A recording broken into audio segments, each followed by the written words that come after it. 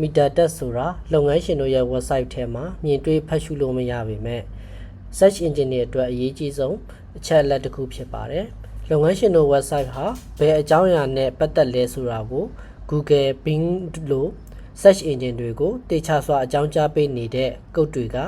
Meta Tag တွေပဲဖြစ်ပါတယ်။ဥပမာပြောရရင် page title, meta description, keyword တို့ပါဝင်ပြီးဒါတွေက website ကိုတင့်တော်တဲ့ရှာဖွေမှုတွေမှာရှာတွေ့စေနိုင်တဲ့အထိအရေးကြီးတဲ့အခန်းကဏ္ဍကိုထမ်းဆောင်ပါတယ်။ Meta Tag တွေဟာ website ပေါ်မှာမပေါ်ပေမဲ့ search engine တွေကဖတ်လို့ရတဲ့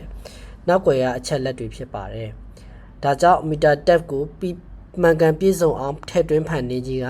လုပ်ငန်းရှင်တို့ရဲ့ SEO စွမ်းဆောင်ရည်မြင့်တင်မှုနဲ့ online visibility ပိုမိုအားကောင်းလာစေတဲ့အရေးကြီးတဲ့အချက်တစ်ခုပဲဖြစ်ပါတယ်။